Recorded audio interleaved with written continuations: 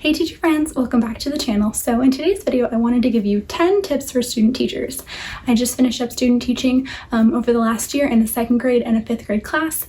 And over the year, I learned so many tips that I think would really help other teachers. I watched a ton of videos like this on YouTube before I started my student teaching journey. So I thought it'd be good to make my own video from certain things that I learned through my own experience.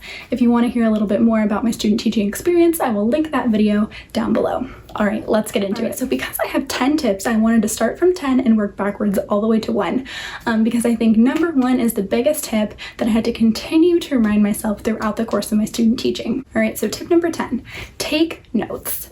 Get yourself a journal. This is going to be your student teaching Bible. Write everything down, especially during your first semester. There's so many things that you're learning in such a short period of time, and every day that you're in the classroom, you're just inundated with so much knowledge from your mentor teacher and from other teachers who may be coming into the classroom and talking with you. So write it down. In my student teacher notebook, I have sticky notes, I have observations, I have notes on how I wanted to run rotations and how my mentor teacher ran rotations. I talked about classroom management strategies, and I also reflected on lessons and said like what worked and what didn't work. And it's been so nice starting my first year of teaching in the fall. I've been able to look back on this and see what I want to do and what I'll remember not to do the second time in my own classroom. So more than anything else, take notes. Tip number 9, don't be afraid to ask for help. Everyone at that school knows that you are new. Everyone on that school campus has been there longer than you have. No one is expecting you to be the most expert teacher, and every person that you interact with at that school has a tidbit of knowledge to give to you. So ask questions. I felt silly asking a million questions every day, but you need to get your questions answered while you have the opportunity to do so. And there are a plethora of people that are there to support you. So make sure you ask as many questions as possible, write them down, and get those questions answered so that you know what to do going into your first year. Make sure you are keeping open communication with your mentor teacher or your supervisor or whoever is overseeing your student teacher experience. For me, I had my mentor teacher, but I also had a supervisor appointed by my program who was a faculty member at the college that I went to. These two people were key players in my student teaching experience, and they were the point person that I went to when I had to plan lessons or I had a question or I was feeling unsure about something. Those are the people that you want to make sure that you are sending the emails, calling them, sending the text messages, getting your questions answered. Make sure that you clarify with them what you are supposed to be doing. I can't tell you how many times I had to learn this the hard way, that you need to have open communication.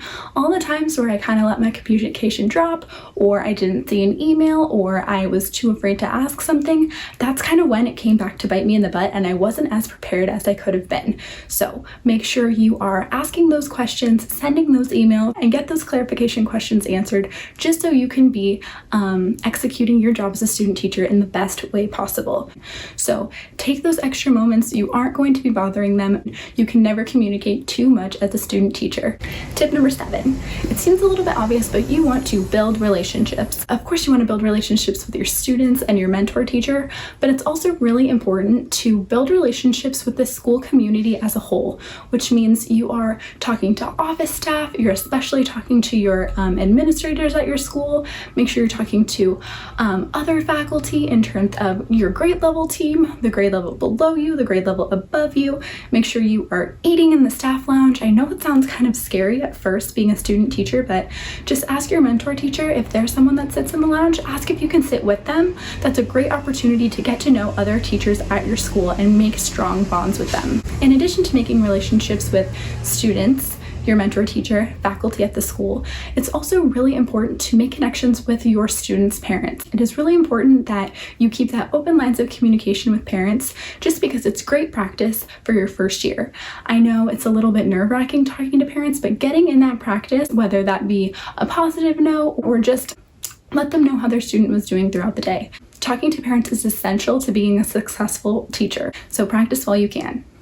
Tip number 6, ask your principal or your vice principal to come in and observe some of your lessons throughout the time that you are student teaching at their school.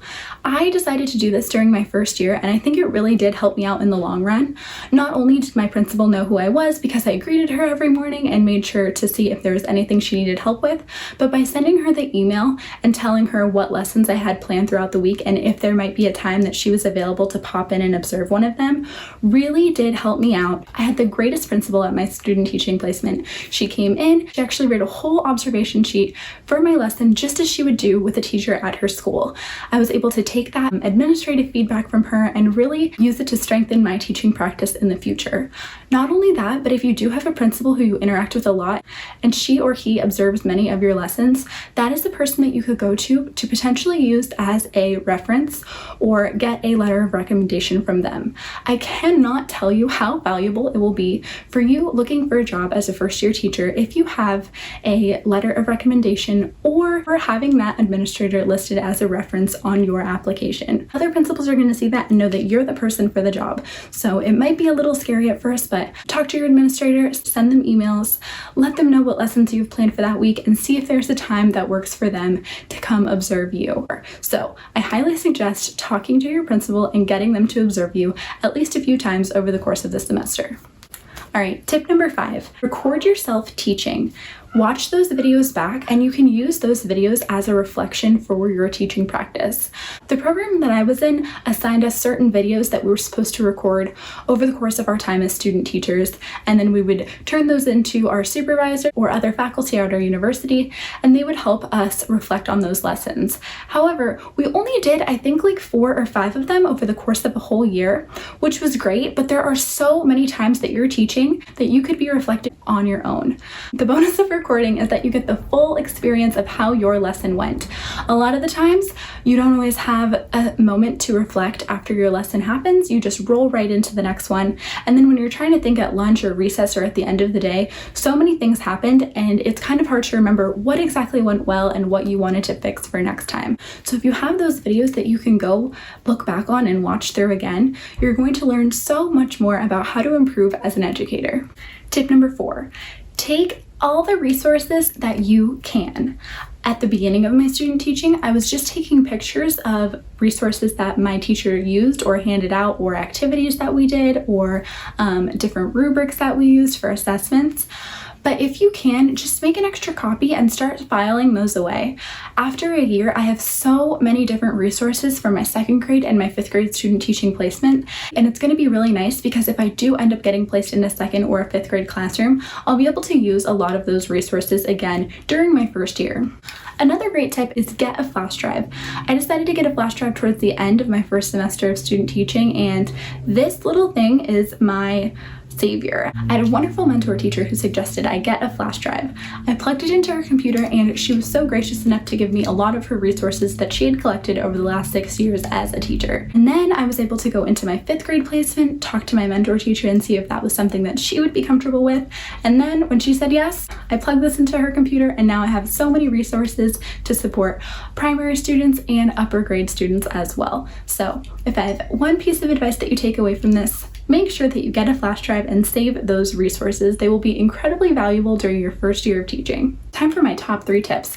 Tip number 3 is participate, participate, participate. I can't even stress to you how important it is that you take advantage of all of the opportunities that are going to present themselves to you during your time as a student teacher. I noticed that many student teachers get the opportunity to obviously teach lessons and deal with behavior management and handle the facilitation of learning. However, there are several administrative aspects of teaching that student teachers are not always privy to experiencing. Make sure that you reach out to your teacher and ask to have these opportunities, whether that be going to grade level planning meetings, participating in staff meetings. If there's, I know at our school we did like student data days where all of the 2nd grade team had come together and analyze data together and just kind of tracking progress in general. Another thing that would be great to do is attend IEP meetings and SST meetings. These are opportunities for you to meet with your teacher as well as parents and other support staff at your school. even if you don't have anything to say during these meetings, sitting and observing an IEP meeting and an SST meeting is really, really important. These are things that student teachers, like I said, do not always get to see, but you are expected to know how to do during your first year of teaching. And so in number 7, I talked about making connections with parents. If you are having that communication with parents, greeting them every day, speaking with them about their child's improvement, progress, or areas of growth, they'll be more than welcome to have you present during their parent-teacher conference. My mentor teacher allowed me to come to the parent-teacher conferences and even participate in some of them. As I had worked so closely and even one-on-one with a lot of the students, I was able to give the parents some insight into how their student was doing in school, their areas of strength and their areas of growth, and I was able to give them some options of what they could do at home in order to improve their students' learning experience in the classroom. Make sure that you take advantage of all of the opportunities that come your way and participate. Tip number 2 might seem a little bit obvious, but it is something that a lot of people don't think about prior to starting their semester or year as a student teacher. Tip number 2 is be professional. Be professional. I cannot stress that enough. More than anything, this is a professional opportunity and a professional experience that you are having as a student teacher. So that means showing up on time, ready to learn, and ready to exceed as a teacher. I knew that when I walked into the campus, I was smiling, I was greeting others, I was holding doors open, I was saying hello to students, whether I knew them or not. I was saying hello, good morning to parents, I greeted staff, and I just tried to be a warm, friendly, welcoming presence every day that I walked into that school. I wanted to be the person that someone knew that I was responsible, I was reliable, and I was the person that they could go to if they wanted to get something done. It's important that you go above and beyond because you never know what someone is looking for. That principal or that school might have several openings available for the next year, and you want to be the person that they think about and say, wow, they were so professional, they were a great student teacher, I want them working at my school. So again, just be professional, show up every day with a smile on your face, ready to learn and ready to face the day. You should be greeting parents, greeting staff, greeting students, and just be that warm, welcoming, eager to learn presence like I said. All right, so finally, my last tip, my number 1 tip for student teachers is give yourself grace. You need to remind yourself that you are just a student teacher. You are not going to be the best at everything yet. I was so hard on myself and gave myself such a hard time because I had super high expectations of myself. I would observe my mentor teacher and watch her teach, and then I would get up there and it would just not go as well for one reason or another. And that is just because you are new. I remember I was super frustrated and feeling discouraged during one of my solo weeks, and I talked to my supervisor and I said, I'm really discouraged. Like, I feel like I'm not performing at the best of my abilities, and I feel like I should have been a lot better teacher at this point. And she said, it's all about making a little bit of progress every day. We can't come in as student teachers or first year teachers and expect ourselves to be facilitating instruction at the level of an experienced teacher. So I love that phrase, just a little progress every day. And after she told me that, I was able to take on each day looking for a little bit of progress instead of looking for perfection. So tip number 1, give yourself grace. And those are my tips for student teachers. I hope you were able to learn something from this video that you haven't heard before, or maybe it was something that you hadn't thought of prior to becoming a student teacher. So I wish you all the best of luck in your student teaching journey. Please leave a like and a comment in this video if you liked it. I would love to interact with you in the comments. Most importantly, if you haven't already, please take the time to click that subscribe button down below. I make lots of content about teaching as well as vlogs and other lifestyle videos. Coming up, I hope to make a video about interview tips and how to make a digital portfolio as well as a hard copy portfolio, and I'd really like to be there to support other teachers during their student teaching experience. Right now, I am about to start my first year of teaching, and I couldn't be more excited. Best of luck, and I'll see you in the next one.